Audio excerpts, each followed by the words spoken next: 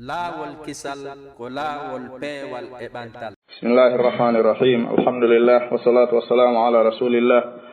wa ala alihi wa ashabihi wa man wala wa sallama tasliman kathira. Amma ba'du. Assalamu alaikum wa rahmatullahi wa barakatuh. Aran yetti jalla wa ala en juule nelaɗon sallallahu alayhi wa alihi wa sallam. Mi salmini on salminango islam en serale jokki tagol ha jon dursande nen ka tarjamatut tafsir iɗen ka suratul ankabut aya nogay e jeetati nokkuka allahu tabaraka wa taala woni yewtude fi qissa annabaɓe no jeeyaɓe annabaɓe annabi lut alayhi salam jalla fi ulahu wi'i wa lutan anditi fi annabi lutu kadi id qala nde ɓe wiyanno li qawmihi yimɓe maɓɓe ɓen innakum ono la ta'tuna hidon arado alfahishata pankare on ma sabaqakum attaki on biha dum min ahadin hay e goto min alalamina e tagore nen ko yimbe annabi lutu ben atti addude Allah wati e dow leydi ndi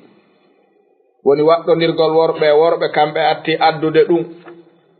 o landi o wi ene a innakum e ono la ta'tuna on aray arrijala waddo don worbe ben wa taqta'una hidon taja as-sabila lawongol hidon hulbina yimbe ben wa ta'tuna hidon adda fi nadikum kambatuji modon al munkara bone on hidon adda kambatirde modon al munkara bone on fama kano wilatano ki jawaba jabu e qawmihi yimbe annabi lutu ben wonan debe illa suwanan qalu ko be wi ittina addani men bi azabillahi lati Allahu den sida wawi in kunta sitawi alatike min as-sadiqina ko ajaado gongube ben qala annabi lutu maki rabbi jomi ansurni wallan alal qawmi dawbe yimbe al mufsidina bonnobe walamma ja'at tumane arno rusuluna nelabe amen ben ibrahima kan nabi ibrahima addani be bil bushra welongon fi jibinane debe bobo on qalu be inna menen de muhliku ko men halkobe kadi ahli yimbe hadhihi al qaryati de do sare de wietende sudum ko wadi inna ahlaha yimbe de do sare de kanube latike zalimina ko be toñobe qala annabi ibrahim wi inna fiha tabtihi no ton de lutu no ton ko annabajo son halkinde sare on halkoray mojjo on qalu be wi nahnu ko menen a'lamu buruma andude biman fiha ben wonbe der sare ne lanu najjiyannahu ko ma men dandu annabi lutu simen halka sare de wa ahlahu e yimbe mabbe gondimbe bebe men dandaybe fo illa imra'atahu siwana debbo mabbe on kanat on dollati ke min al-ghabirin ko jeado heddotobe tomben halke o yaltata walamma an ja'at tumande arno sare nden rusuluna nelabe amen be lutan si abihim annabi lutu bittodi e ben don hobbe wa daqa bihim be faadodi e mabbe zar'an kala bange ko adi be hebi hobbe fewno kabe yida hobbe worbe be bittodi e mabbe be anyita yimbe mabbe be foolube yana e mabbe be bittodi e mabbe zar'an kala bange wa qalu be wi nelabe arbe be wi'ani annabi lutu bay be yiri be andenen la takhafu wa tahulu wala tahzan wa tasuno inna menen munajjuka ko men dandobe ma wa ahlaka yimbe maada be ngure maada illa imra'ataka sina o debbo maada kana ton don olatike min al-ghabirin ko jeado heddotobe halke inna mene munziluna ko men tippinobe ala ahli hadhihi al-qaryati e dow yimbe ndedo sare ala e dow ahli yimbe hadhihi al-qaryati ndedo sare men tippinay do rijzal lette min as-sama'i immorde ka kammu bima kanu sabudun ko be latino yafsuquna hibe yalta e doftare jomen o wi wala kad gondi ko gonga tarakna men acci min ha en sare ayatan aya mola nado bayyinatan labudo poy kono ko li qaumin konande yimbe yaqiluna be no haqqila ko wowlete ko wadete o wi wa andite kadi ila madyana faada e do sare wietende madyana akhahum shibba mabbe nelano ton shuaiban faqala annabi shuaib wi ya qaumi kono yo yimbe o abdullah rewe allah warju tanjine al yawma al akhirah nyalande dargal sakkiti ngangal watte hakkil wala ta'asa wa tamburtin fil ardi kalidi mufsidina ko bonnobe tan wadudum fakadzabuhu be fenni annabi shuaib faqadatuhum nangibe arrajfatu dillango jibril ari dillini lending e mabbe fasbahu ɓe wattini fi darihim ka koɗoli maɓɓe jasimina ko ɓe maawi ɓe ɓutti wa aadan anditi kadi fi ngol ɗo gorol aad leñol annabi hud wa samuda ngol ɗo gorol woni leñol annabi salih wa qad gondi tabayyana lakum feñani on onon yimɓe makka goy min masakinihim ka koɗoli maɓɓe no ɓe wattinirano wa zayyana lahum cuɗannoɓe a cheytanu cheytan amalahum golleji maɓɓe ɗin o holliɓe koye gonga ɓe woni fa saddahum o sakkiɓe anis sabili ga e laawol ngol ñande non o waɗinnoɓe ɗum wa kanu har ɓe laatinoke kadi mustabsirina koɓe haqqiloɓe na feetunoɓe istibsaru huna ay al aql wa qaruna o wi kadi anduto fi qaruna ɓe feƴƴi fi makko neɓali ka qasas wa fir'auna kadi kamɓe wondi wa hamana e hamana ko ɓeɗo tato dari bonnugol misra fir'auna woni lanɗo on qaruna woni jon jawdi ndi hamana woni fewjowo o oɗa woni fewjowo on addowo pehe ɗen hamana ko on kadi woni accirteɗo golle ɗen ya hamanu bunuli sarhan kala ko latinte ko on ɗon wiyete waɗu si jawdi landike qaruna adda si wareteɗo hewti fir'auna taƴayo ware gasi honde ɗo ɓuttinta jalla wala wi wala kad gondi ja'ahum arino ɓen addaniɓe Musa bil bayyinati dalillaji laaɓuɗi kono fastakbaru ɓe mawnintinni fil ardi ka leydi tawi noon wama kanu ɓe latanoki sabiqina ko ɓe laawotoɓe fa kullan ɓe foppu maɓɓe akhadna men nangitiri ɗum bi zanbihi sabu bakkatu muɗum on ɓe foppu maɓɓe ko halka kon fop ko halkira ko bi zanbihi ala e maɓɓe halkaɗo hara huwa madlumun o wi fa minhum no e maɓɓe man arsalna ɓemɓe men nelno alayhi e dow muɗum men neli e dow muɗum hasiban bipporu hendu marndu doole wa minhum no e maɓɓe man akhadatuhu on mo nangi ɗum assayhatu ha cango ngon irti leydi maɓɓe ni wa minhum no e maɓɓe man khasafna bihi on mo men mutinno al arda ka leydi on andi qaruna wa minhum no e maɓɓe man agraqna ɓemɓe men yoluno wono fir'auna yimɓe mum e yimɓe annabi nuh e ko nandi e mum joni men o wi wama kana allahu siforali dey liyazlimahum ko toñowoɓe walakin ko woni tun kanuɓe laatinoke e ko ɓe halka ko anfusahum ko pittali maɓɓe ɗin yazlimuna ɓe onno toñude ha ɓe halka o wi non joni hino ɗo aya on o wi masalu misal alladina ɓen ittahadu jogitiɓe min dunillahi ganin allahu on awliya a waliyaɓe reweteɓe wallinorteɓe toreteɓe hiɓe way ka masalil ankabuti wano misal mari jawowal ittahadat arngal jogiti sacci ha gayni baytan suudu ka hoɗa jomen wi hiɗon andi on fof onon haqqilɓe ɓen wa inna awhana tabiti ko ɓuri lo'ude e fofude albuyuti cuuɗi ɗin fof la baytu ko suudu al ankabuti mari jawowal ngal joni noon si neɗɗo waɗama misal e ɗum ɗo haray ko ɓuri lowde ko taga kon fof e yimɓe ɓen hakkille e faamu o wi kono noon law kanu ko so tawno yewteteɓe ɓen laatino ko ya'lamuna hino andigoy ko na wolede ɗo kon no woodi mo wiyata mari jaawo enna honno woni mari jaawo andiɗo taw haray misal ngal kanko yo ñawlo ngal ka anda mari jaawo ko may ko wirata kaka ndiyam woni oɗo taw yo potto ko waɗi law kanu ya'lamun ko so andi ka misal ngal piyaɗon o faama ko piira misal ngal kon o wi inna allaha allahu ya'lamu himo andi ma yad'una koko ɓe noddata min dunihi ganin jomi meɗen min shay'in kala hunde nde ɓe tori kala hunde nde ɓe waɗani dewal jomumen no andi fi ɗum ko waɗi wa huwal azizu kankon tedduɗo foluɗo al hakimu ñeeñuɗo o wiwa tilkal amsalu sifa ɗeɗo mise nadribu ha meɗen piyana ɗe linnasi yimɓe ɓen waktu fof kono noon wama yaqiluha haqqilta ɗeɗo mise e sifa ɗeɗo mise siɗe piyama illa al alimuna siwana janguɓe ɓe no woodi mise ɗe fof hawti faamugol no woodi mise ɗe tawata ko janguɓe ɓen tun heerori faamugol al ulama al muradu bil ulama'i huna ay al-alimuna billahi wa bidinihi ko ɗum si yoga e karamokoɓe yawtuɓe moƴƴuɓe si ɓe jangino aya qur'an o satti e dow maɓɓe faamugol mo baka ala nafsihi on may deftere nden o wulla few so faamani o inna kayf allahu taala yaqul wa tilka al amsalu nadribuha linnas wa ana min annas ثم قال وما يعقلها إلا العالمون إذن أنا جاهل بالله وبدينه وإلا لعلمت هذا أقول لنا هوري مكو جوم وي كو يمبه بن woni wadande mi sede min koy mabbe mi jeya o wi famata dum sina andube ben ko bay mi anda hadi mi fama o beyda kadi dabbitude jalla wala wi khalaqa Allahu Allahun tagi as-samawati kamuli din wal arda elede den bil haqqi sabu gongatu inna fi dhalika woni e tawgol leydi e kammula ayatan alamande molanaɗo kono ko lil mu'minin gondinoɓe ɓe o wi utulu jangu annelaɗo ma uhiya ɗum kona wahyinede ilayka faade maɗa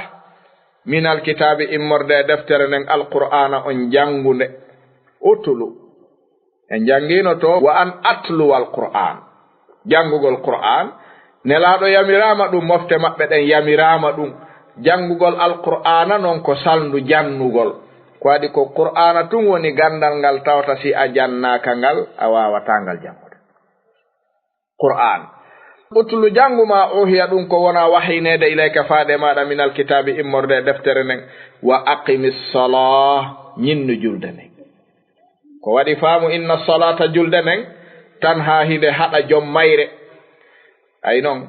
inna salata fa salatu huna ma'rifa laysa nakira na nakira wonɗo ko ma'rifa inna salata al-mafruḍa allati faradaha Allahu jalla wa ala bi shurutin wa bi arkanin wa bi wajibatin wa mukammilatin neɗɗo timminta ɗiɗo e julde illa si wana tan hande haɗay joom mayre anil fahsha'i ga e pankareji ɗin wal munkare boneji ɗin lutti si tawɗa andi kon ɗa juulude wana noon julde joomirande ruku e sujudu tungoy e jangugol tun joomin wi qad aflaha al mu'minun man hum alladhina hum fi salatihim khashi'un ko ɓen ɗon si neɗɗo juuli julde nde joomi men ɗaɓɓine hara himo andi ko o woni wowlude kon himo andi ka o dari ɗon himo andi mo o woni wowlidude on ɗum ɗo yaadata e bonnugol si nde julde yaltama e mum wata yaadude kan wa yaadude mo si a darike yeeso joomi maɗa karamo ko ɓemɓe wiyo julɗo wattu hakkil moƴƴa taw daro yeeso joomi men tun o habbira joomi men wiya innaka la kadibun immoɗo seno kadabun ant e deftere wiyetende ayna alkhashi'una fi salah ɓe wi si jiyaɗo habbiri awwalu ma yaqul du'aul istiftah ndaare on no daɗɗori hakkunde ma e joomi ma ko a wi allahu akbar honnon no firti allahu akbar min kulli shay'in fama siwa allahu azza wa jalla fa saghirun ka biuɗa sila faala wiya allahumma inni wajjahtu wajhiya lilladhi fatara as-samawati wal ardi hanifan musliman wama ana min al-mushrikin ay ko do wadda himo yona sawi subhanaka allahumma wa bihamdik a jangi on ha a gayni himo yona mo adduɗa udditirɗa wo safirimo ha a gayni ɗo ya fuɗɗade fatiha a taway ko wowluɗa ɗon kon yaadata e sama kala ɗo yaadata e fijundaru ɗo ko nokku njano wonɗa ko njano mawɗo kadi dariɗa yeeso mum ɗa yewtudude mum ya jokku ɗum ɗo kadi ha salmina janga fatiha gayna janga simore watta ɗon waɗa ruku wiya subhana rabbiyal azim ɓantoɗa sami allahu liman hamida yaha allahu akbar rabbi ufirli jokka ha assalamu aleykum wa rahmatullah assalamu aleykum wa rahmatullah yalta ɗetta paɗe ɓe toraniɗa kisal ɓe yaha anda assalam ka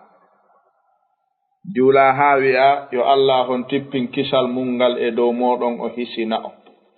yo Allah hon tippin onon kadi e dow mon kisal makko ngal o hisina on awa yalta ɗetta paɗe maɓɓe ɗen yaha ko hombo atti lorrude ɓe toraniɗa kisal na eseɗa andi kisal ko toriɗa ko ma taw siɗa yiɗani ɓe ɗum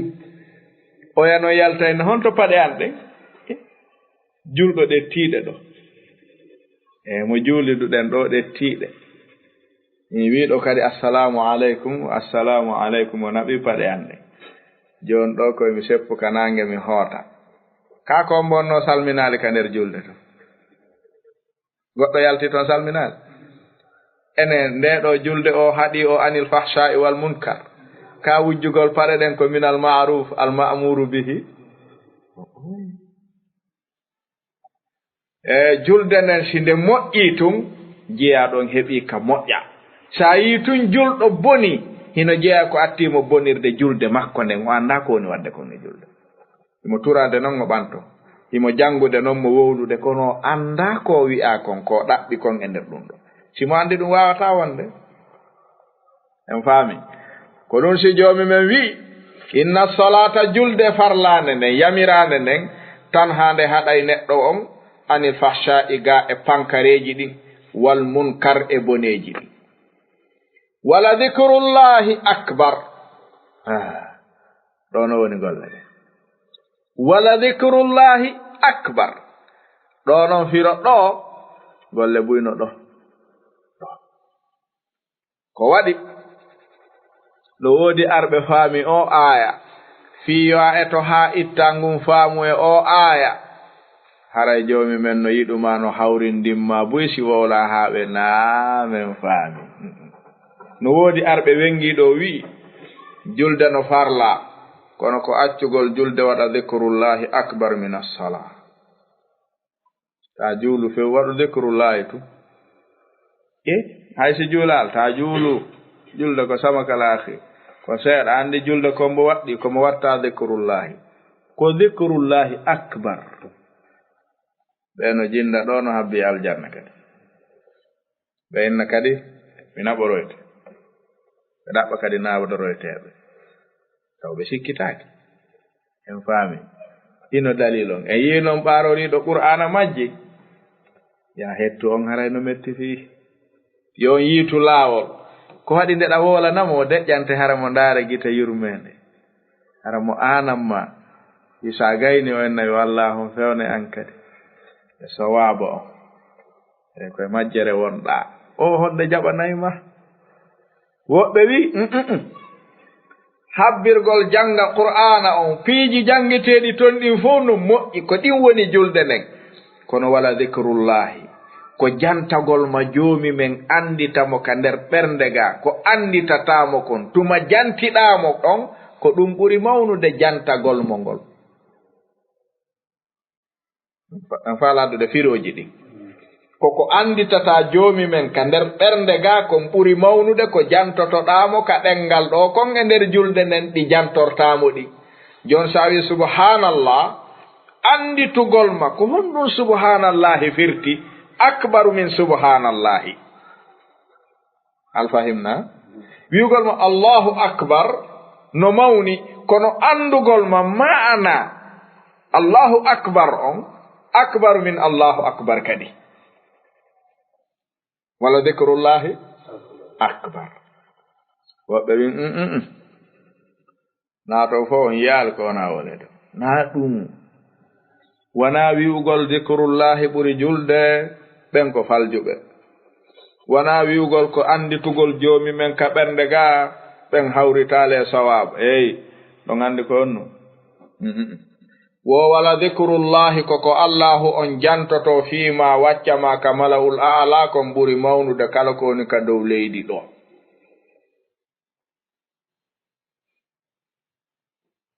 en faami andi ɓe wi andugol laawi buy no moƴƴi hay sa rewataɗi fof on say a waaway andude reweteɗi e ɗi rewatake ka no woodi buy yaaruɓe ngoya firo arano ko ɓe woni awwamul muslimin ko anda dina ko no woodi e karamokoɓe boyi ulama u tasawuf ko ɓen yaari oɗa dhikr hakkundejo on ko ɓe wi wala dhikrula dhikruka fi qalbika wa ma'rifatu ma taqulu akbaru min as-salat kamɓe ko ɗon ɓe suɓi woɓɓe arti ɓaawo ga wi jommen wi'i wa ana ma'a abdi idha dhakarani wa in dhakarani fi mala'in dhakartuhu fi mala'in khairin minhum ɗo ko dhikru ka wonon dhikrullahi laka indal mala'il a'la akbar min kulli shay'in laka ɓeɗo ɗiɗo ɗo no metti yeddude ka comme ɓeɗo weli yeddude ɗiɗo ɓen sakkitiɓɓen na oto noon no weli pottinde kono o mettay faminde ɗum si tawi ko beleɗo jaɓirno ɗum en faami ka ɗiɗiji ɗin hiɗi mari doole ara nun ɗum ka baytil ankabuti nafsu shay misal ngal no hote ɗon en faami jomen oy wallahu allahu ya'lamu himo andi ma tasna'un dendangal ko wonɗon e gollude ko en faami joni ko ɗo woni ko qur'ana on heɓi tataɓe ɗiɗi sa iwri dow e juuɗe karamokoɓe fecciroɓe jusuuji ɗin e juuɗe karamokoɓe fecciroɓe simoja ɓen kaka fuɗɗiɗen ankabuti ɗon woni tataɓe ɗen ɗiɗi mi mana sen iwi baqara en ari ha tawba innama sabilu woɓɓe ko ɗon fecci geɓal tataɓangal aa woɓɓe ni kaka tawba fuɗɗi ɗon ma kaka ngol lanni ɗon ɓe jaɓa sendirde jusuuji ɗin si ɓe ɗettiti ɗon ɓe ara ha hon to kahfi ɓe ɗetta ɗon ɓe ara ha ɗo ankabuti ɗon geɓal ɗimmal ngal imma ka simore nden fuɗɗi ɗon ma ɗum kande fewndi ɗo ka darɗen ɗo wala to jaadilu gila ɗo joni ha ley ko tataɓal tammal ngal wonɗen yahande famike ka hada wallahu taala ala wa alam assalamu aleykum wa rahmatullahi wa barakatuh ka hada wallahu taala ala wa alam assalamu aleykum wa rahmatullahi wa barakatuh ka